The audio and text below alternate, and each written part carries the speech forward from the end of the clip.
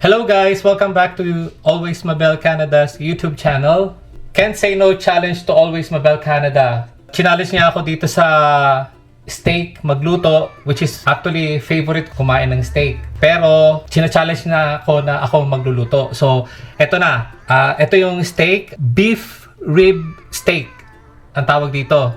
Ang preparation natin is itong Himalayan salt, tapos yung ground pepper, and then the butter, tapos yung garlic. So, ito yung magiging flavor natin mamaya. So, ang unang step is bubudburan natin to ng Himalayan salt. So, anyway guys, ang Himalayan salt is healthy siya. Tapos, irarab natin muna. So, ayan, ilalagay natin to. And then, ibaligtad natin yung kabilang side naman. Parang hindi pa luto. Natatakam na ako Wow! Tapos, yung isa naman.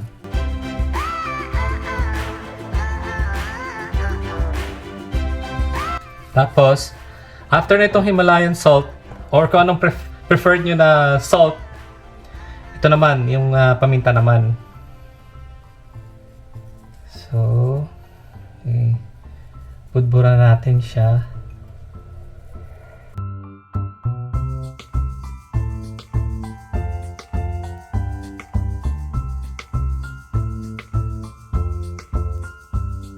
Tignan natin kung papasa siya sa pagluto ng steak, guys. Oh no! Pero anyway guys, andito si Always Mabel Canada sa tabi ko para mag-observe. Kailangan ayusin ko. Mahirap na mabatukan, no? Ay, nako. So, ngayon, after nito, ang gagawin ko, maghugas muna ulit ako ng kamay. At the same time, assistant niya ako mag-aabot sa kanya ng mga kailangan niya. Okay. Ilagay mo na to.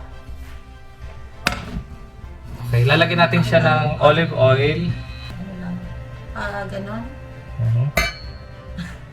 Taas mo.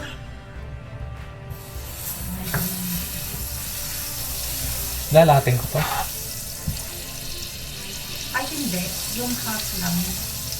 Ako yung half. Later. Kabila naman yan. Kasi parang mabilis masunog kasi, di ba? So ngayon, ilagay na natin to. Yeah, brown na. Yeah.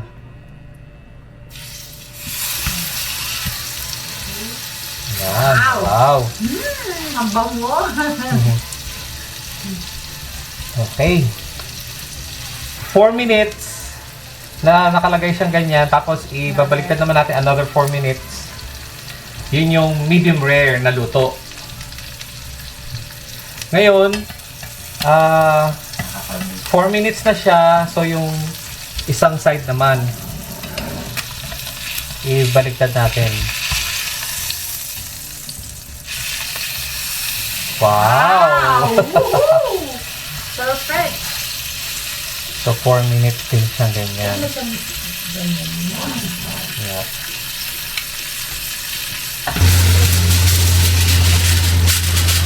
So guys, 4 minutes na siya, both sides. So, ilalagay natin siya sa foil. Ilalagay natin siya sa foil, pero bago natin ito ibalot, ilagay na muna natin ito para hindi tayo nagtatayo. Sige pa, hindi mo lang gano'n din. Butter.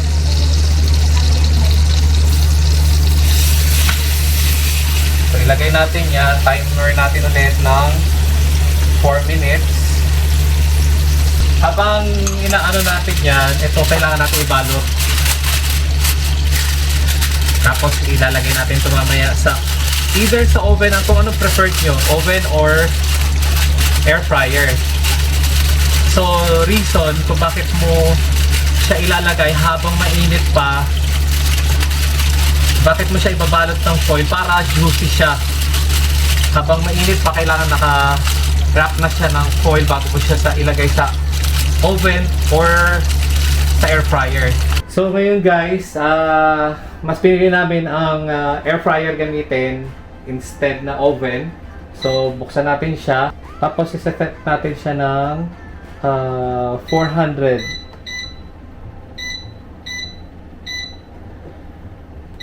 Yan, dito siya sa steak. So, actually, nagpe-preheat muna yan, pero so yan, nagpe-preheat na muna siya. Hintayin natin siya mag-preheat. So, ngayon, so ilalagay natin to dito, which is kasya malaking air fryer. Yeah, ito naman. Pagpatungin na natin siya. Yan.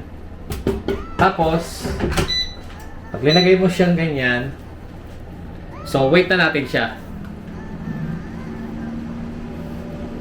400 Fahrenheit. So guys, ngayon tapos na yung pag-air fryer ng pinili namin to kaysa sa oven kasi halos parehas lang din. So, eto na siya. So guys, tapos na yung pagluto ng beef rib steak. May gravy na, tapos may cauliflower at saka broccoli, Asparagus. tapos asparagus, Yeah. tapos Wine. meron kaming wine, Then So, sauce. yung gravy sauce. Yan.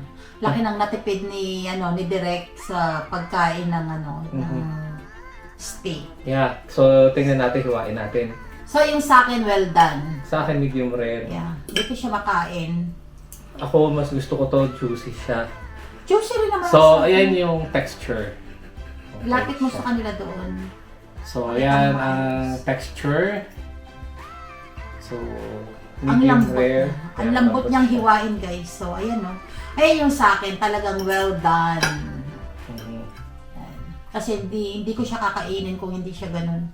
Actually, pwede mong i-buhos dito yung gravy, which is yun ang ginagawa talaga. Pero ikaw Tapos, didip mo lang. siguro, didip ko na lang kasi ganyan ginawa. Kain tayo, guys. Sinubo ko na bago ako nagsabi kain na tayo. So, ayun.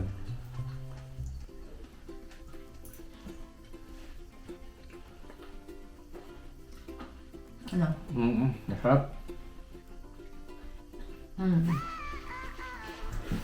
Sarap yung gravy niya. Kumuha ng medium rare. Yung well done mo.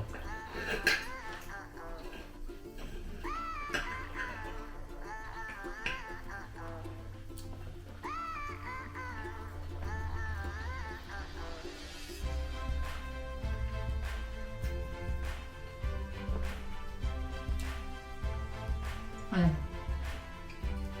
So, habang kumakain kami, guys,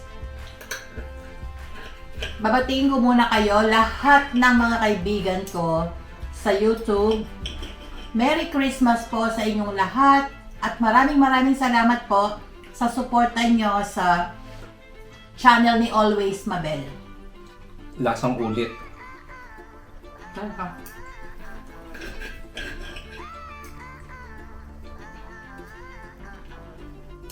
First time ko talaga magluto ng steak. Pero ginaid ako ni Always Mabel sa pagluluto.